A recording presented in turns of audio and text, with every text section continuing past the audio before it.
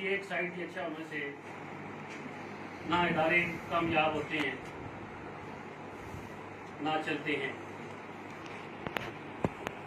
ایک دفعہ میں ایک ریسرچ پڑھ رہا تھا کہ شاید امریکہ میں ایک ریسرچ ہوئی جس میں دیکھا گیا کہ کوئی بھی ادارہ نہ اس بات سے چلتا ہے کہ وہاں پہ فیسلٹیز کتنی ہیں، نہ اس بات پہ چلتا ہے کہ وہاں اے سی لگے ہوئے ہیں، نہ اس بات پہ چلتا ہے کہ وہاں پہ سیٹنگ ارینجمنٹ کیسا ہے، کمفرٹیبل ہیں یا نہیں سیٹیں. یہ ساری سیکنڈری چیزیں ہوتی ہیں. ساری چیزیں اصل چیز جو ہے ادارے کو چلانے کے لیے وہ لیڈرشپ ہے. مسجد نبی کو دیکھ لیں، کھجور کے پتوں سے بنی ہوئی ہے اور نیچے گھاس بچھا ہوا ہے، لیکن دنیا کی سب سے عظیم ترین درسگاہ ہے. وجہ یہ ہے کہ اندر لیڈر بیٹھے ہوئے وہ سب جو لیڈروں کے لیڈر. وہ ادارہ آج 1400 سال ہو گئے ہیں، آج بھی اگر دنیا میں کہ کونے کونے میں ڈنکا بج رہا ہے تو وہ ان لیڈر کی وجہ سے. تو ثابت یہ ہوتا ہے کہ کوئی بھی انسٹیٹیوٹ ہو، ادارہ ہو، وہ چلتا لیڈر سے، سہولتوں سے نہیں چلتا. دوسری بات، لیڈر شخصی خصوصیات بھی ہوتی ہیں لیکن کچھ نسلی خصوصیات بھی ہوتی ہیں. کچھ شخصی خوبیاں اور صاف خصوصیات کوالٹی سب کچھ ہوتی ہیں لیکن کچھ نسلوں کا اثر بھی ہوتا ہے. کچھ خصوصیات اور خوبیاں نسلوں سے لی جاتی ہیں. انگلینڈ میں ایک ہوٹل بڑا کامیاب ہوا، وہاں پہ بزنس کے جو اسٹوڈنٹس ہیں وہ چلے گئے کہ چلے دیکھتے ہیں کہ کیوں یہ اتنا کامیاب ہو رہا ہے.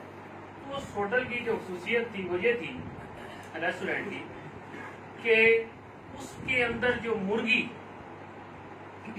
پکتی تھی وہ سکن کے سمیت پکتی تھی اور بڑی وہ لاجواب قسم کا اس کا ٹیسٹ ہوتا تھا. تو انہوں نے کیس اسٹڈی کرنے کے لیے وہ اسٹوڈنٹ بزنس کے چلے گئے اور انہوں نے اس کو وہ ایک خاتون چلا رہی تھی ریسٹورینٹ. اسے پوچھا کہ خاتون جی کیا وجہ ہے، یہ کہاں سے آپ نے ریسیپی لی ہے، یہ کہاں سے آپ نے سیکھا ہے؟ تو اس نے کہا کہ مجھے تو نہیں پتا کہ اس ریسیپی کی ابتدا کا، یہ میں نے تو اپنی امی سے سیکھی. ان کا ٹھیک ہے، امی آپ کی کدھر رہتی ہے؟ ان کا پچھلی گلی میں رہتی ہے. میں نے تو ان سے سیکھی ہے، بس میں پھر وہ چلا رہی ہوں اور میرا سسٹم چل رہا ہے. تو وہ سارے جناب اس کی پچھلی گلی میں اس کی امی کے پاس چلے گئے اور ان سے پتہ کیا کہ اماں جی یہ آپ نے کہاں سے سیکھی ہے؟ ان کا جی میں نے تو کوئی سیکھی بنائی شائی کوئی نہیں ہے، مجھے تو میری اماں نے بتایا ہے، وہ اس سے پچھلی گلی میں رہتی ہے. تو یہ خوبیاں نسلوں میں ٹرانسفر ہوئی. یہ مہارتیں، وہ مہارت تھی نا بیسیکلی، اسکل تھا، تو یہ اسکل بھی آگے نسلوں میں ٹرانسفر ہوتی ہیں. تو یہ کچھ شخصی خوبیاں ہیں کیسر بشیر گوندل صاحب کی، اور کچھ یہ آپ کی جو فیملی ہے، جو لیڈرز کی فیملی ہے، جو لیڈرز کی فیملی ہے، آپ لیڈ کرنے والے لوگ ہیں، یہ آپ کی فیملی کی خصوصیات ہیں جو ان کو ملی ہیں اور ان کے لیے اس نے بڑا سپورٹیو رول پلے کیا ہے. تیسری بات، آپ نے علاقے کی بات کی. جو کمیونیکیشن ہوتی ہے جی، اس میں سب سے افیکٹو کمیونیکیشن جو ہوئی ہے اس پہ ریسرچ ہوئی ہے لیٹسٹ، وہ یہ ہوئی ہے کہ کمیونیکیشن میں اگر آپ شارٹ سٹوری بیان کرتے ہیں کوئی بھی، تو وہ سب سے زیادہ افیکٹو ہے جی. یہ دیکھیں ہماری لٹریچر میں شارٹ سٹوری کا بڑا ایک چلا آ رہا ہے بات کو سمجھانے کے لیے. قرآن سے بھی اس کی دلیل ملتی ہے. قصص انبیاء ہیں، وہ ساری شارٹ سٹوریز بیان کی گئی ہیں کیونکہ موسٹ افیکٹو میتھڈ ہے یہ شارٹ سٹوریز والا، کہ کسی چیز، کسی شخص کو کوئی بات ڈلیور کرنے کا، اس کے ذہن میں وہ چیز بٹھانے کا. تو یہ ایک بہت بڑی کمیونیکیشن سکل ہے اور یہ ہر علاقے کی کمیونیکیشن سکل ڈفرینٹ ہوتی ہے.